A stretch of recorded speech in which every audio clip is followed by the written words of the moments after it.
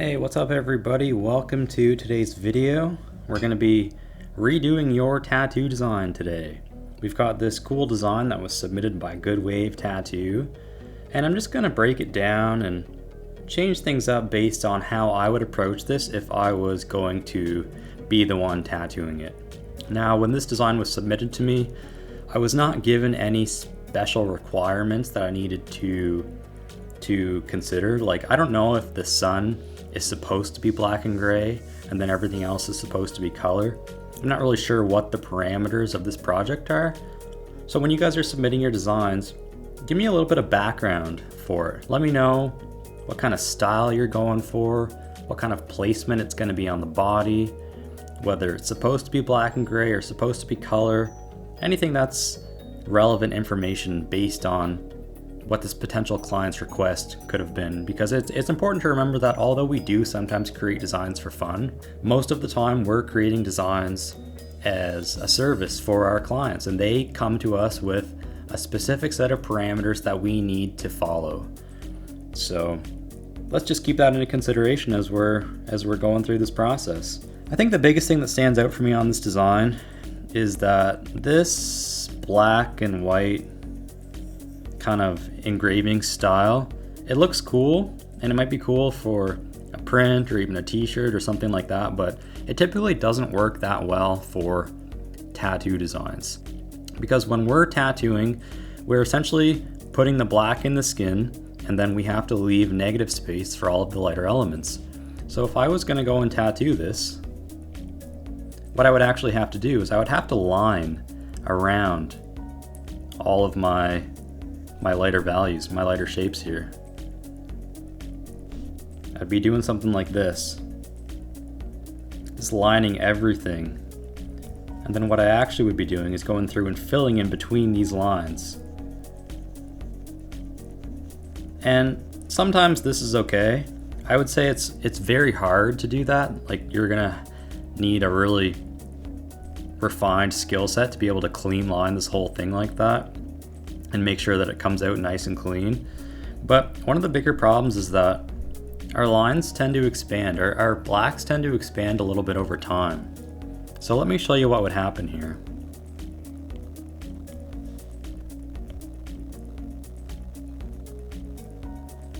I'm just gonna copy and paste this on a new layer just to give you a little bit of an idea of what it would look like over time. So our lines are going to blur out a little bit. Can you see what's happening there? As I go and blur it, the edges get a little bit more faded. So imagine that happens. And then over time,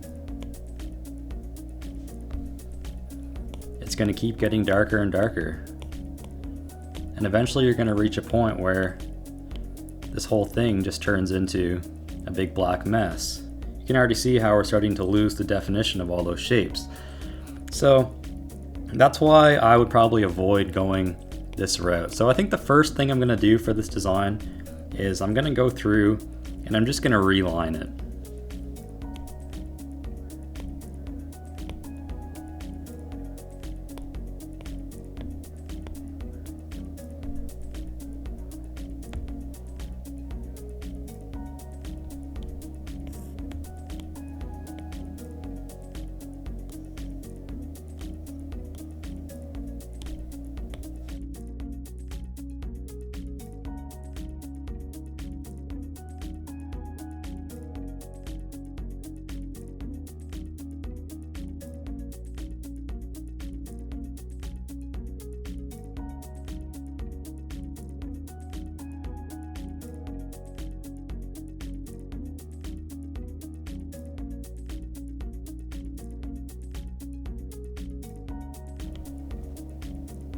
Actually, there's something here I want to show you. I'm just going to undo this.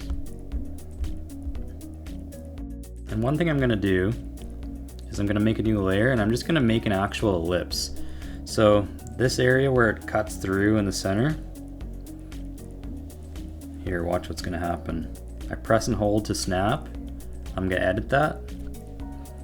And you can see that what this person has done in this original design, it's not a perfect ellipse. It's not really an accurate shape. So I'm going to adjust this a little bit just by making a proper ellipse first, and then I'll just erase the center where the planet actually is. And again, if you need to make these nice curved lines, you just drag and then you press and hold and it'll snap. And then you can adjust it however you need to.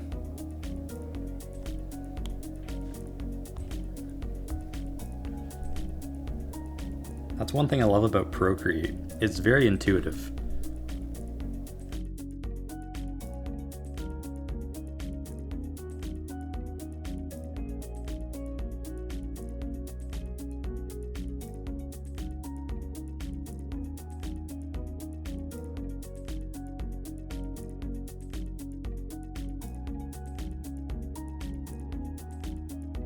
So I think for now, I'm gonna skip a lot of these smaller lines. I'll do that towards the end, depending on if I feel like I need them or not. I actually think that I'm going to make this face just a little bit more realistic than the original design looks. I'll just flip this over, duplicate it from my other side. No sense spending all that time relining the other side as well. And I've got to do my planet too. So again, I just press and drag. Even if there's a wobble there, it's fine. And then I hold and it snaps. Really nice feature. And then I'll just merge these all together. I'm gonna hold off on the background lines just for now. I don't like to put too much detail too soon. But I think we're looking pretty good right now. It's obviously a lot more simple than the original design, but I like to keep things simple and then put my details with some rendering and some shading. One thing I think I might do is I might actually add a little bit of a lip in where this kind of hole is, I guess. Just something to make it a little bit more three-dimensional. And again, I'll just duplicate that and flip it to the other side. Again, merge it all together. And we've got some pretty simple line work here. All right, I think it looks pretty cool. I think the first step I'm gonna do is I'm just gonna block everything together. So I'm gonna turn this into a reference layer, wherever the hell it is, right here. Reference, and then I just make another layer below it. So now, if I select a color, I don't know, let's say this one, I can just drag it and drop it. And you see it just fills my reference layer, just like that. I don't think I'm gonna do this color for the planet though. It doesn't really matter which color I pick at this point anyways, but let's keep it somewhat true to the original. Here, this is what I'm gonna do.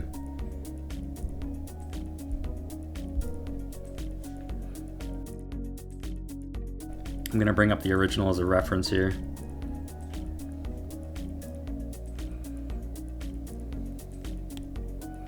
So let's just start separating the shapes. We've got the planet. Maybe we'll go with, I don't know, I kind of want to put color in the face. It doesn't really matter again, but I'm just blocking things in. Let's do this. Fill this up. We can skip the eye. Same thing on the other side. Actually, I want those on a separate layer, so let's undo that. I like to keep everything on a separate layer, so it's really easy to go back and make adjustments to it later on.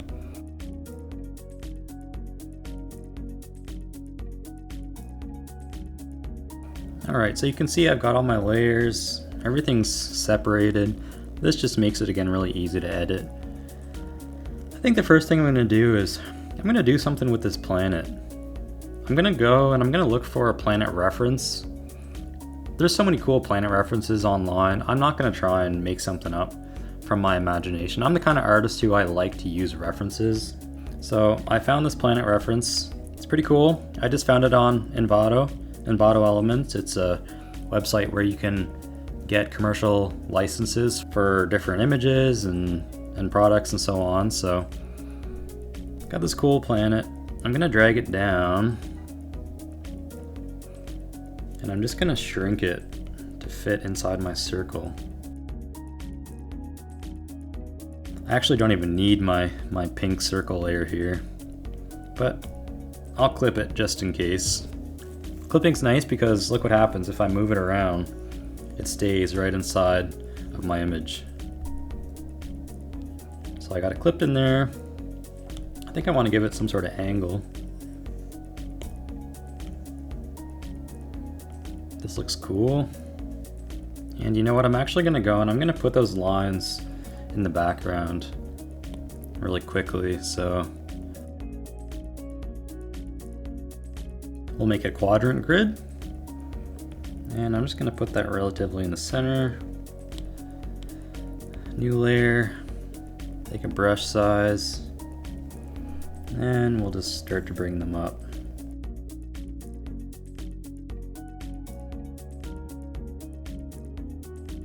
All right, let's get rid of our guides here. We're gonna go and erase what we don't need. Sorry guys, it's really hard to talk and design at the same time, so just bear with me.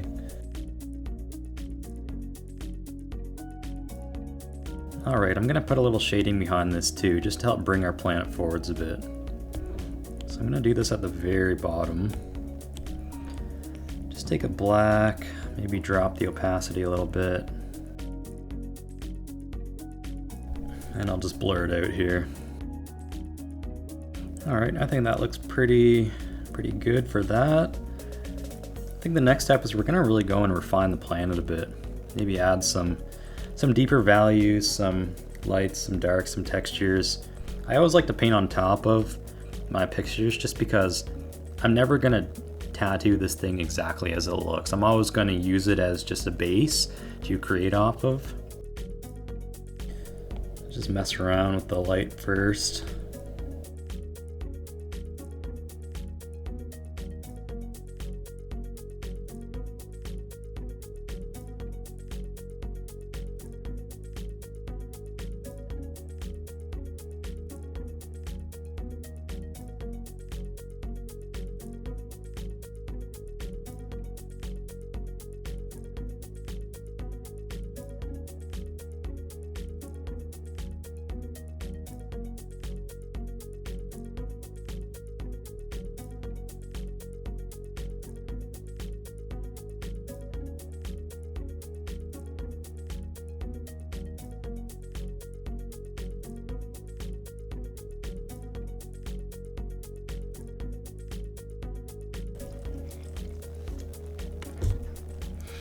Alright, at this point I think the planet looks pretty good. Obviously I'm not going to do it exactly as is when I'm tattooing it. Again, this is just a foundation for me to work off of. I would probably add a lot more texture, add a few more details to it. But yeah, I think it's a good starting point, and I think that's plenty good enough for our design right now. So the next piece of the puzzle, I feel like we need to address the face of the sun. So I think what I'm gonna go do is I'm going to jump in there and I'm just gonna shade it a little bit. I'm not gonna pull up a reference or anything right now. I know I said that I liked pulling up references for everything, but I think I'm just gonna go with my instincts and experiment with a little shading and see how it goes. So again, I'm just gonna make a clipping mask. That way I can just color over top of my sun and nothing's gonna happen to the other layers.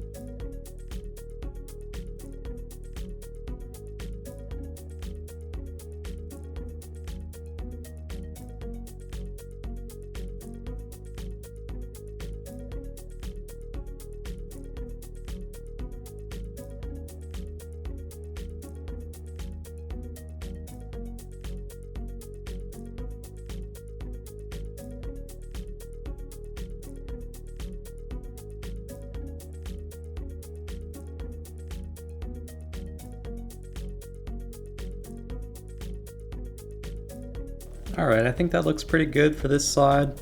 I'm just going to go ahead and I'm actually going to duplicate this whole side so that we can flip it.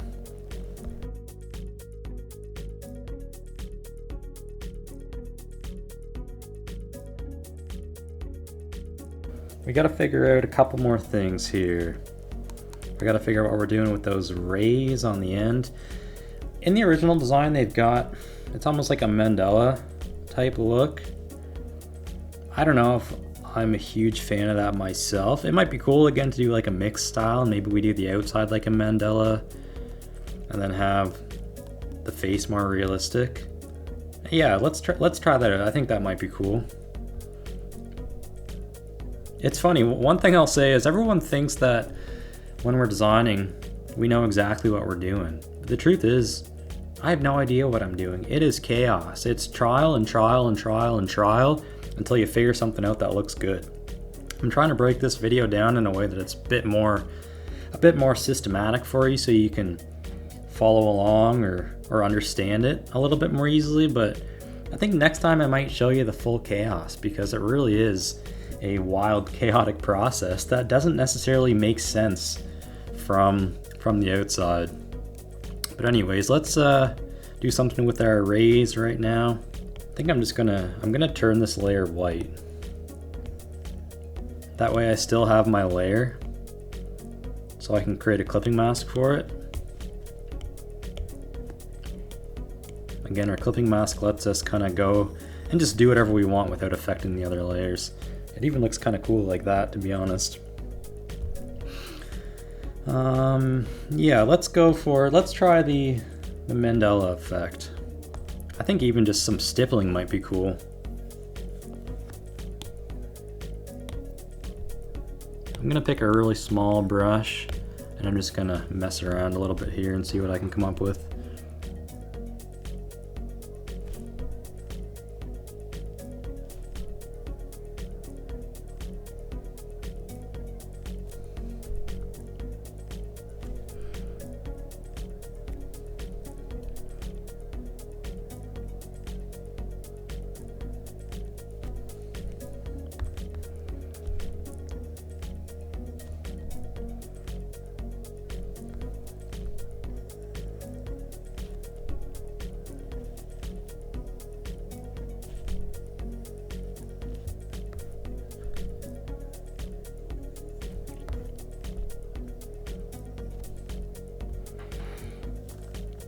Yeah, without even committing to clean lines or any type of shading, I think that I could do something cool with this. I have an idea. Let's try it out.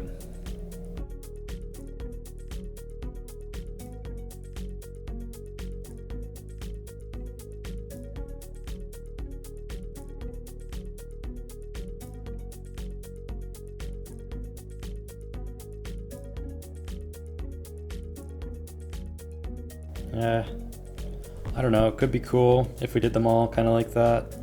It might just be a mess though. I'm not really sure. I'm going to keep screwing around and see if I can come up with something that I like.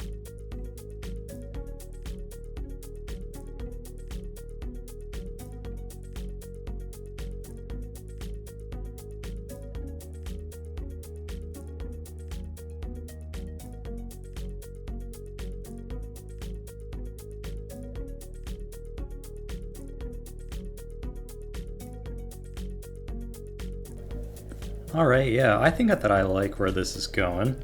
Now again, I didn't have the specific requirements of creating a paisley or a mandala type of sun, so perhaps if your client has requested that, then you're not going to be able to do this type of color or shading in your design. But if it was left up to me, I think I would do something along these lines. I'm much better with a shader and with color than I am with really fine, delicate line work, so I typically play to my strengths. And honestly, when you're tattooing people, I would say play to your fucking strengths too. Like, when you're working on someone's skin, that's not the time to be practicing what you're not good at. That's the time to be doing what you know you're going to be able to do well, in my opinion. But yeah, again, we got to flip this over, duplicate it for the other side.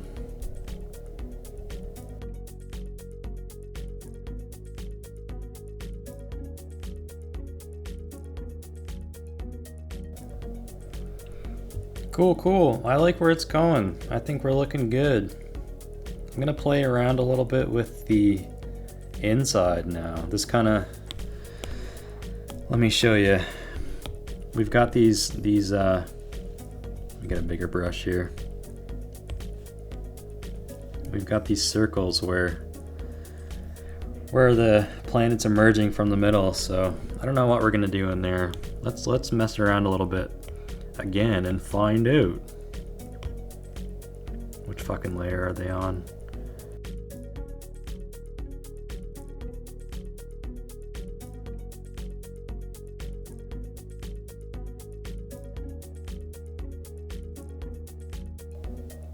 Yeah, what do you think? You like the left side more with a little bit of shading, or do you like the right side where it's black? I think I like the right side where it's black.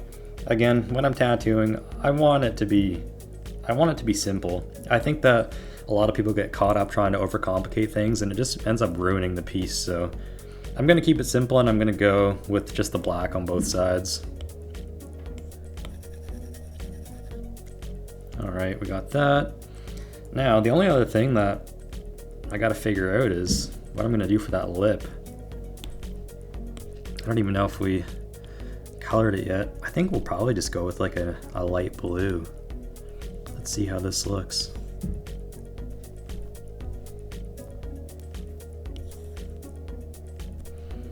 Looks alright. I feel like it blends into the sun, maybe a little too much. I almost want to try... let's just do this. Let's just try a whole bunch of different colors.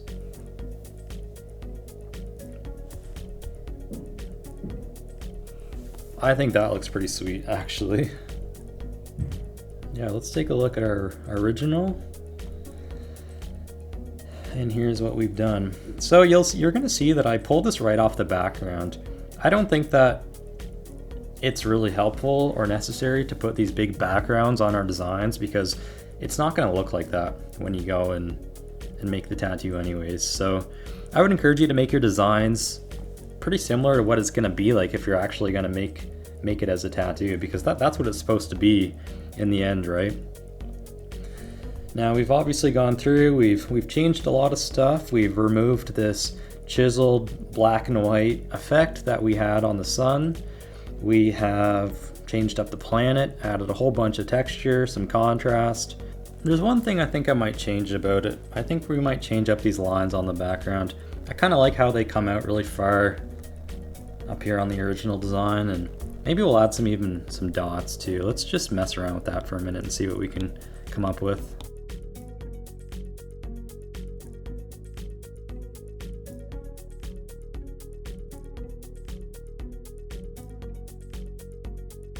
And of course you can go in and if you want to add like little dots and whatever, make it fancy, that's fine. I say that's fine like I'm telling you if you're allowed to do it or not. You're allowed to do whatever the fuck you want to do. This is just the way I would probably go about it. And there's like 101,000 ways to make your tattoos and make your designs, so I would really not let anybody tell you the way it should be, myself included. This is just one possibility here out of like an infinite number of possibilities.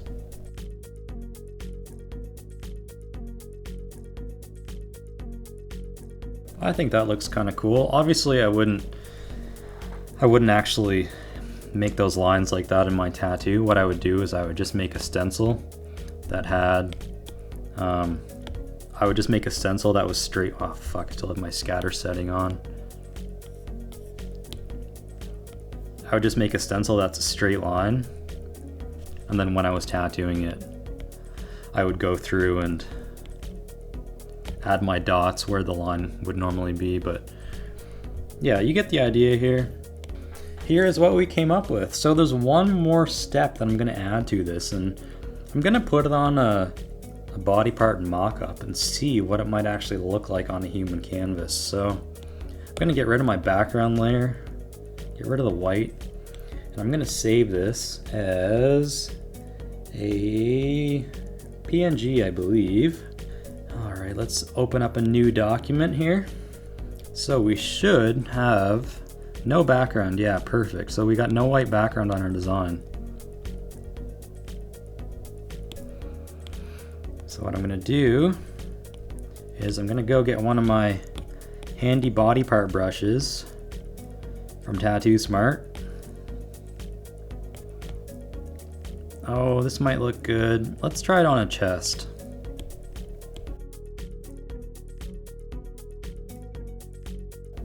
I'm not gonna lie, this would be super hard to tattoo over the collarbones. I know it's nice and it's symmetrical, but the problem with a symmetrical design is you have to make it look symmetrical on the body, otherwise it's gonna look a little bit warped. So I would probably try and do this as big as possible. I mean, I always want things to be as big as possible because I just think you're gonna be able to do more with it. But I think it could still be a really cool design up there. One thing I will say is that all of this stuff here coming out the top, again, I think it's going to be challenging up there. So it's the kind of situation where once I got my stencil on my client, I might like wipe off this area and possibly re-stencil it and try some different positions and see what I can figure out that looks good. It's very possible that I might have to kind of come down and cap it around here. Or maybe I don't even do the lines coming up. Maybe I just do some shading coming up and I do something that I can make it look a little bit messier and it'll still look all right. So yeah, cool. There's our design for today. Hope you guys enjoyed it. If you have a design that you want to submit, definitely do so. I'm going to leave a link down below where you can submit your designs. And again, give me some background information on it. Tell me what type of what body part it's going on, what kind of style it's supposed to be. If it's supposed to be like, maybe it's feminine, or maybe it's really dark and evil, or maybe it's supposed to be floral and colorful. Just give me some sort of parameters to work with, and that way I'm going to be able to give you a more accurate depiction of my design process as a practicing tattoo artist. Okay, thanks for joining. Hope you guys enjoyed it. I'll see you next time.